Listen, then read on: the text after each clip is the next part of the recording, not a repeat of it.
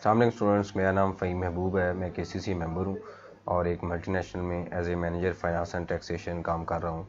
आज का जो लेक्चर है इसमें हम ये सीखेंगे कि जो AOP या जो पार्टनरशिप फर्म है उसने अपनी रिटर्न की कैलकुलेशन कैसे करनी है और उसके बाद इनकम टैक्स को कैसे कैलकुलेट करना है और क्या क्या चीज़ें हमने अकाउंट फॉर करनी है। उसके बाद हमने उसको ऑनलाइन जो रिटर्न है वो कैसे फ़ाइल करनी है और अगर कोई एडवांस टैक्स है तो उसको हमने कैसे एडजस्ट करना है। तो इसमें जो दो तीन जो फंडामेंटल जो चीज़ें हैं इस क्लास से पहले जो हम उसको रिवाइज़ कर लेते हैं, जो हमने ऑलरेडी डिस्कस की हुई हैं, प्रॉपर क्लासेस में हमने पढ़ा हुआ है कि एक फ़ाइनल टैक्स रजीम था, उसके बाद मिनिमम टैक्स है, फिर नॉर्मल टैक्स रजीम है। तो दोबारा मैं रिपीट करता हूँ, जो फ़ाइनल टैक्स रजीम है वो जुलाई 2019 यानी कि टैक्स ईयर 2020 में ख़त्म हो चुकी थी। मतलब उसमें सिर्फ मिनिमम टैक्स था और नॉर्मल टैक्स रजीम था। अभी भी कुछ ऐसे बिजनेसेस हैं जिस तरह डिविडेंड इनकम है या यील्ड को जो प्रॉफिट है वो कुछ फाइनल टैक्स में फॉल कर रहे हैं, लेकिन बिज़नेस इंडिविजुअल के लिए जो फाइनल टैक्स की रजीम थी या इंपोर्टर के लिए जो फाइनल टैक्स की रजीम थी वो ख़त्म कर दी गई है। तो इसका मतलब ये हुआ कि ये सारे के सारे फाइनल टैक्स से मिनिमम टैक्स में ट्रांसफ़र हो चुके हैं। तो अगर आपको ये कॉन्सेप्ट क्लियर नहीं है फाइनल टैक्स और मिनिमम टैक्स का, तो फिर जो एक लेक्चर ऑलरेडी रिकॉर्डेड है, fine what is the difference between final tax and minimum tax, उसको रिव्यू करें, देखें, उसके बाद इस लेक्चर को देखें ताकि आपकी जो कन्फ्यूजन है वो क्लियर हों। मेरे गले में थोड़ा सा प्रॉब्लम है, मे बी साउंड का इशू हो। तो अच्छा, अब वापस आते हैं टॉपिक की तरफ। तो ये आपके सामने एक एग्जांपल हमने बनाई है जिसमें AOP है, उसकी कैलकुलेशन है। फाइनेंशियल जो पीरियड एंडेड है वो 30 जून 2019 है, या उसके बाद कंप्यूटेशन 20, बल्कि इसको आप 2020 कर लें और क्योंकि जो रूल्स हैं वो सेम है। उसके बाद कंप्यूटेशन ऑफ टैक्सेबल इनकम है। तो यहाँ पे आप देखें तो ये टोटल सेल उसकी थी 12 मिलियन। उसमें से sales on which customer withheld income tax, तो ये कौन सी सेल थी? तो यहाँ पे वो जो सेल जिसके ऊपर कस्टमर ने, चूँकि जब आप मार्केट में सेल करते हैं प्रोडक्ट तो कुछ डीलर या कुछ कस्टमर आपके रजिस्टर्ड हैं, कुछ अनरजिस्टर्ड हैं। तो लेट्स से टोटल जो सेल थी वो 12 मिलियन थी और उसमें से ऐसी जो सेल जिसके ऊपर कस्टमर ने 4.5% टैक्स विदहेल्ड किया हुआ है वो है 3.5 मिलियन। यानी कि 3.5 मिलियन की तकरीबन जो सेल है उसके ऊपर क्या किया हुआ है, कस्टमर ने टैक्स विदहेल्ड किया हुआ है। उसके बाद ये जो सेल होगी बैलेंस सेल, ये किस में आ जाएगी, नॉर्मल टैक्स रजीम में। अब जिसके ऊपर टैक्स विदहेल्ड किया हुआ है इसकी टैक्स ट्रीटमेंट डिफरेंट होगी और जिसके ऊपर टैक्स विदहेल्ड नहीं हुआ हुआ इसकी जो ट्रीटमेंट है वो डिफरेंट होगी। अब आती है कि ये फिगर हमने कहाँ से ली। अब यहाँ पे देखें तो ये जो टैक्स की अमाउंट है, अब आपको कैसे पता चलेगा कि कितनी सेल मेरी टैक्सीबल है जिसके ऊपर कस्टमर ने टैक्स विदहेल्ड किया हुआ है और कौन सी वो सेल है जिसके ऊपर कस्टमर ने टैक्स विदहेल्ड नहीं किया। तो यहाँ पे आप देखें तो ये अमाउंट है, अभी लेटर आपको ये समझ आ जाएगा कि हमने यहाँ पे क्यों लिखा है। लेकिन 1,51,000 रुपये के चलान आपको रिसीव हुए, मतलब फॉर एग्जांपल आपने 1 लाख की किसी कस्टमर मिस्टर बी को सेल की।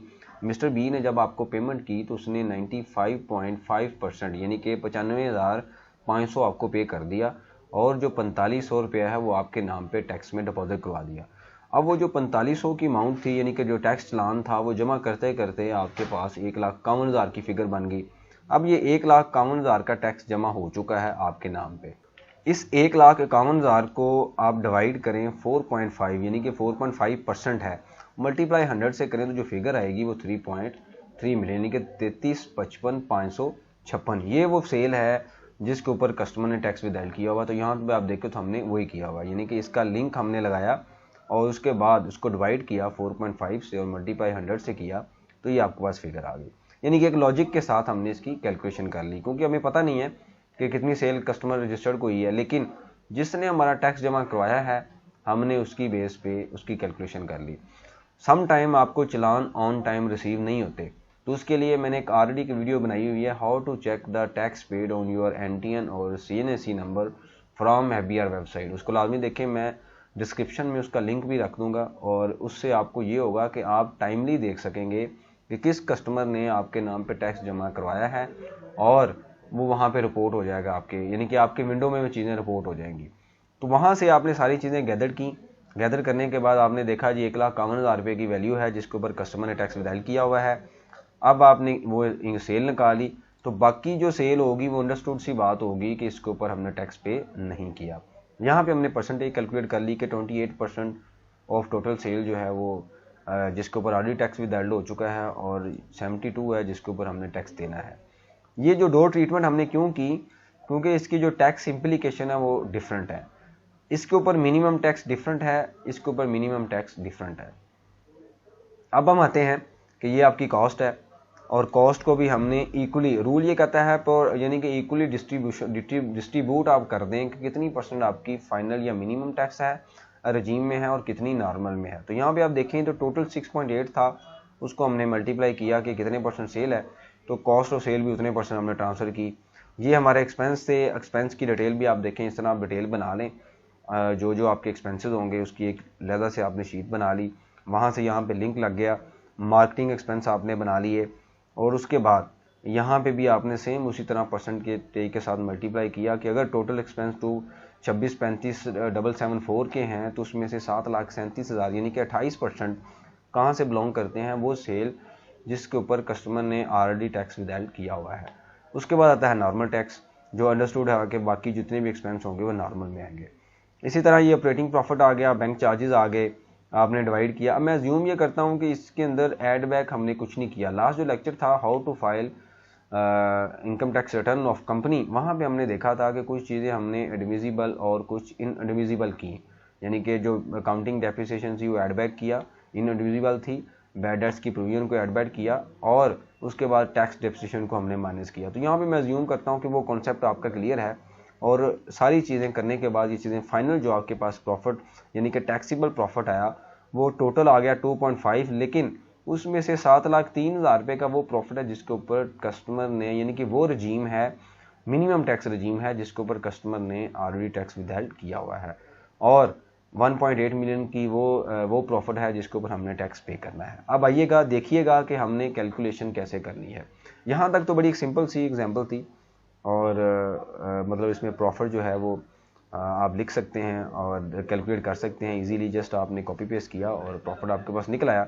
अब आते हैं आगे के टैक्स जो लाइबिलिटी है, minimum tax, MTR means minimum tax regime, sales of item under section 153। Section 153 हमने प्रॉपर क्लासेस में बड़ी डिटेल से, जो तीसरा लेक्चर हमने पढ़ा था उसमें हमने देखा था कि पेमेंट्स ऑफ गुड्स सर्विसेज के ऊपर क्या रेट है। तो वो जो 4.5% यानी कि जो अदर देन कंपनी फाइलर है और वो सप्लाई दे रहा है तो उसका जो टैक्स विदहेल्ड होगा वो 4.5% होगा, जैसे हमने ऊपर भी इस फिगर को कैलकुलेट किया था। तो जस्ट अब प्रेजेंटेशन के लिए ये वो सेल आ गई, ये टैक्स हो गया। अब रूल ये कहता है कि ये जो टैक्स है ये आपका 4.5% क्या टैक्स है, ये जो लिखा होगा ये कौन सा है, मिनिमम टैक्स है। और अब हम स्लैब के मुताबिक भी टैक्स कैलकुलेट करेंगे, यानी कि 7,03,000 का जो प्रॉफिट है इसके ऊपर जो टैक्स स्लैब के मुताबिक, ये देखें किस स्लैब में फॉल कर रहा है, तीसरी स्लैब में। तो तीसरी स्लैब में प्रॉफिट कैसे, टैक्स कैसे कैलकुलेट हुआ, तीसरी स्लैब में आप देखें, मेरा असल में गला काफ़ी ख़राब है इस वजह से शायद वो साउंड में डिस्ट्रैक्शन आ रही है। अब यहाँ पे आप देखें तो 10,000 फिक्स है और 6 लाख से 12 लाख तक के ऊपर की जो अमाउंट है उसके ऊपर 10% है। तो ये आप देखें 10,000 मैंने फिक्स किया और 1,03,052 यानी कि ये जो 6 लाख से ऊपर की जो अमाउंट है 1,03,000 उसके ऊपर मैंने 10% लिया, तो मेरी टैक्स लाइबिलिटी कितनी बन गई, 20,305। अब रूल ये कहता है कि ये जो टैक्स आपने कस्टमर ने आपका विदहेल्ड किया है ये मिनिमम है, लेकिन अगर यहाँ पे टैक्स ज़्यादा होता, यानी कि इन दोनों में से जो मैक्सिमम है वो हमने पे करना, यहाँ पे आप देखें तो हमने मैक्सिमम का फार्मूला लगाया हुआ है। लेकिन अगर ये होता कि ये जो फिगर है, यहाँ पे आप देखें ये जो फिगर है ये फिगर होती 1 लाख, आप कह लें कि 55,000 यानी कि टैक्स निकलता, तो फिर ये मैक्सिमम कौन सा था, 1,55,000। यानी कि इसलिए पहले ये था कि सिर्फ और सिर्फ ये कैलकुलेशन नहीं होती थी, जो ये टैक्स पे हो गया ये फाइनल टैक्स था। लेकिन अब गवर्नमेंट ये कहती है कि जी अगर आपका प्रॉफिट निकलेगा और उस प्रॉफिट के ऊपर ज़्यादा टैक्स बनेगा तो फिर हम आपसे मज़ीद टैक्स लेंगे। अब मेरे ख्याल में जो आपका कॉन्सेप्ट है क्लियर हो गया होगा कि एट सोर्स 4.5 मिनिमम है, लेकिन अगर स्लैब रेट अप्लाई करने के बाद 1.55 हो गया तो हम आपसे 5,000 रुपये टैक्स लेंगे।